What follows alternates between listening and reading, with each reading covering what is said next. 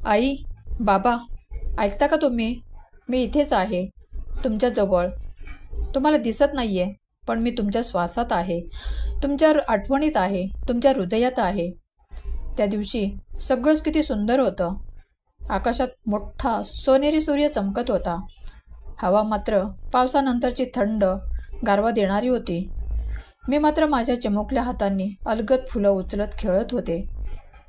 आई नेहमी एकच सांगायची, कळ्या तोडू नको ग, त्या दुखतील.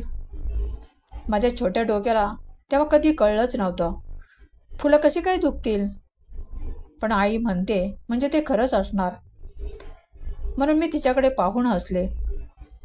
माझे छोटे पाय अजून नीटसर धावत नव्हते, तरीही मला गवतावर उड्या मारायला खूप आवडत होतं. बाबा मला पाहून मोठ्याने हसायचे. अगं, तुझ्या धावण्याचा स्टाईल किती पोरकट आहेत. आणि त्यांच्या त्या हसण्यावर मी तर अजूनच खिलखिलून हसायचे. गावात त्या दिवशी सगळंच शांत होतं. ना कुठला धोका, ना कुठला राक्षस, ना कुठला वाईट सावट. माझ्यासाठी जग म्हणजे आईचे उबदार हात, बाबांचे मजबूत खांदे आणि आकाशात मोकळेपणाने उडणारे पक्षी. पण त्या दिवशी अचानक सगळं बदलून गेलं. मी नेहमीसारखी खेळत होते, फक्त खेळत, काहीच वाईट न वाटता. आणि तेवढ्यात एक आवाज आला, ये इकडे, तुला चॉकलेट देतो. मी हळूच वळले. त्याच्या डोळ्यात काहीतरी विचित्र चमक होती. पण मी फक्त 3 वर्षाचे होते बाबा. मला तेव्हा काही समजत नव्हतं. मी कधी विचारही केला नाही की एखादा माणूस एवढा वाईटही असू शकतो. मी त्याच्या मागे सहज गेले, कारण मला वाटत होतं लोक वाईट नसतात. तुम्ही दोघांनीच मला नेहमी शिकवलं होतं, बाळा, सगळेच माणसं चांगली असतात. आणि मी तर तेच खरं मानत होते. पण बाबा, सगळेच लोक चांगले नसतात. काही खूपच वाईट असतात. इतके वाईट की त्यांच्या मनात दया माया उरतच नाही. तो मला एका कोपऱ्यात घेऊन गेला, दूर, खूप दूर, जिथे माझा आवाज तुझ्यापर्यंत पोचू शकत नव्हता आणि जिथे आईला देखील मला शोधता आलं नसतं. माझ्या पायाखाली काटे टोचू लागले. हवा अचानक थंड झाली आणि मनात एकच भावना उमटली, काहीतरी चुकीचं घडणार आहे. मी त्याचा हात सोडवायचा प्रयत्न केला, पण त्याची पकड खूपच घट्ट होती. माझी ती छोटी बोटं ताणली गेली आणि बाबा, मला खूप खूप दुखलं. मी रडू लागले. मला घरी जायचं आहे, आईकडे जायचं आहे, असं वारंवार म्हणत होते. पण त्याने माझं ऐकलं नाही. त्या क्षणी तो माणूस नव्हता बाबा. माझ्या छोट्या डोळ्यांना तो राक्षसासारखे दिसत होता. आणि मग मला भीती वाटू लागली, खूप भीती. तो काय करतोय हे मला काही समजलंच नाही. मी फक्त 3 वर्षाचे आहे ना बाबा. मोठ्यांच्या वाईट गोष्टी काय असतात हे मला कसं कळणार. पण मला एक गोष्ट मात्र कळली, तो मला दुखवत होता, माझ्या शरीराला, माझ्या हातांना, माझ्या पायांना आणि माझ्या छोट्या मनालाही. मी जोरजोराने ओरडत होते, आई, बाबा, मला वाचवा. पण माझा आवाज त्या झुडपातच हरवून गेला. कोणी ऐकलं नाही, कोणी पाहिलं नाही, कोणी माझ्यासाठी धावूनही आलं नाही. आणि मग त्याने एक मोठा दगड उचलला, माझ्या नाजूक डोक्यावर ठेवला. 1 वार, 2रा वार, 3रा वार. मी वेदनेने ओरडत होते बाबा. डोळ्यातून अश्रू वाहत होते आणि मी फक्त एकच नाव घेत होते, बाबा, मला वाचवा. पण तू तिथे नव्हतास बाबा. तू धावलाच असतास हे मला माहिती आहे. तू मला वाचवायला नक्की आला असतास. आणि मग मी खाली कोसळले.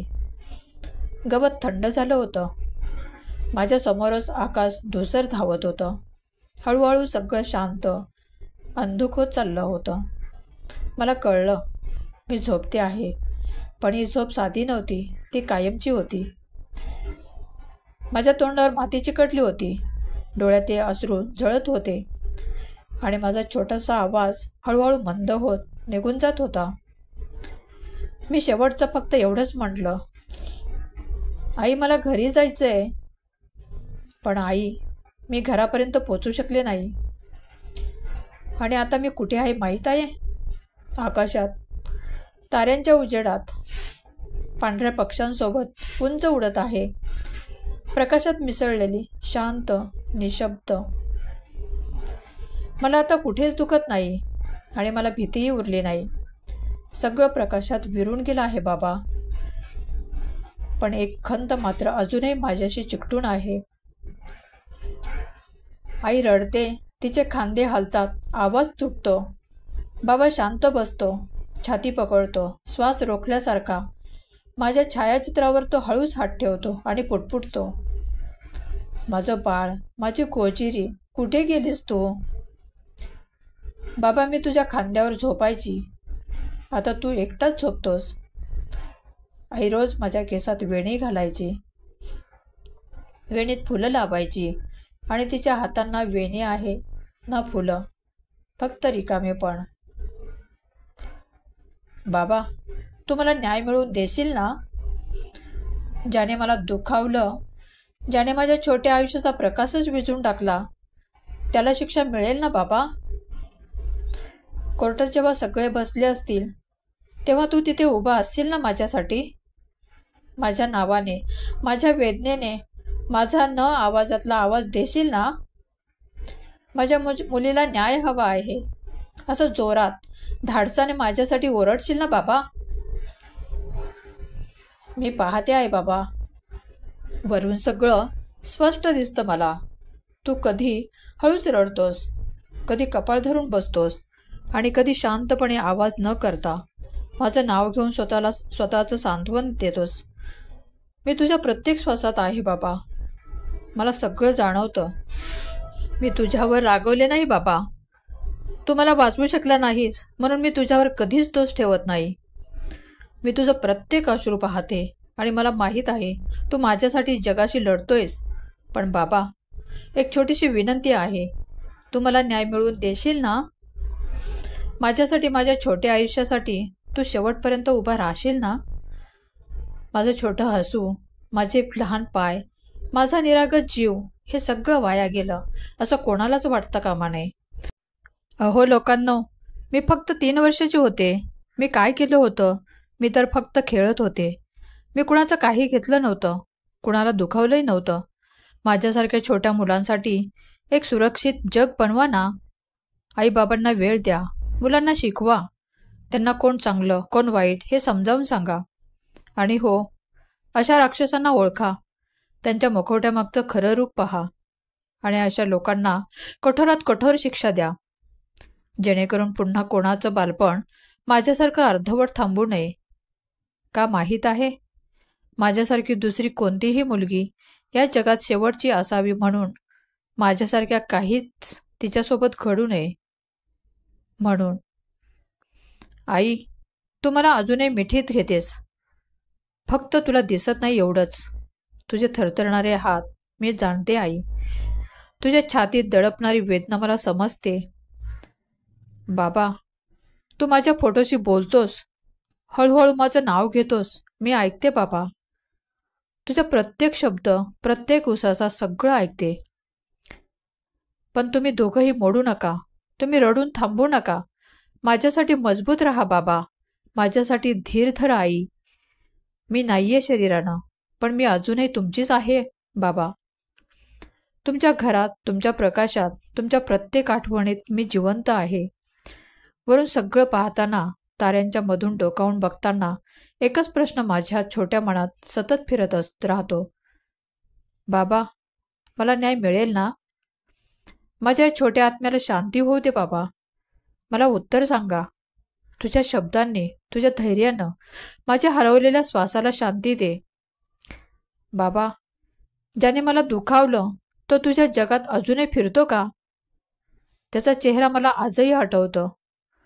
वाईट नजरा, खोटं हसू आणि माझा हात ओढणारी त्याची घट्ट पकड. तर लपतोय का बाबा? की पकडला गेलाय? लोकांनी त्याला पाहिलं का? त्याने माझं आयुष्य घेऊन शांतपणे जगण्याचा विचार तरी कसा केला असेल? वरून मी पाहिलं बाबा, माझ्या गावात कल्लोळ झाला. लोक घाबरले, रागावले, थरथरले. आईबाबांच्या डोळ्यात मी माझं जग पाहिलं होतं. पण त्या दिवशी गावकऱ्यांच्या डोळ्यात माझ्यासाठी धगधगता न्याय दिसला. काही जण रडले, काही जण म्हणाले हे थांबलं पाहिजे. काही जणांनी मेणबत्त्या पेटवल्या, काही जणांनी माझ्या फोटोवर हात ठेवून ही मुलगी शेवटची असली पाहिजे असं म्हटलं. मी बघत होते. तुझ्या धडधडत्या पावलांसह पोलिसही धावत होते बाबा. सगळीकडे शोध होत होता. जंगलात, नदीकाठी, रस्त्यावर आणि त्या दुबळ्या झुडपांमध्ये जिथे मला सापडवलं होतं. त्यांनी आरोपी पकडला का बाबा? त्यांच्या हातावर माझ्या वेदनेचा पुरावा होता का? त्याचे कपडे, त्याचे पाऊलखुणा सगळं माझ्याच न्यायासाठी गोळा केलं ना? बाबा, तू न्यायालयात उभा राहशील ना? जज समोर डोळ्यात पाणी ठेवून सांगशील, हे माझी मुलगी आहे, तिच्यासाठी न्याय हवा. मला विश्वास आहे बाबा, कायद्याने त्याला कठोर शिक्षा मिळेल. ज्याने माझं बालपण, माझी स्वप्न आणि माझा शेवटचा श्वास घेतला, तो कधीच बाहेर यायला नको. मी वरून पाहीन बाबा.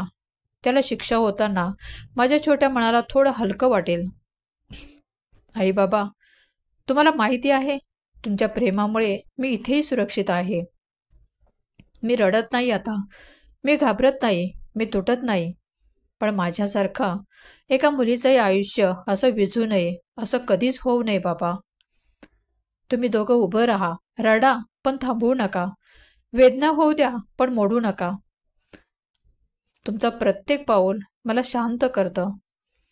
आणि बाबा, जेव्हा शेवटी तुला न्याय मिळाल्याचं कळेल, जेव्हा आरोपीला शिक्षा ठरेल, जेव्हा जग माझ्या वेदनेला ऐकेल, त्या दिवशी मी तुझ्या हृदयातून एक हलकीशी कुजबूज पाठवेन. बाबा, आता मी शांत झाले, कारण तुझ्या धैर्यानं, तुझ्या आवाजानं माझ्या छोट्या आत्म्याला शेवटी शांती मिळेल.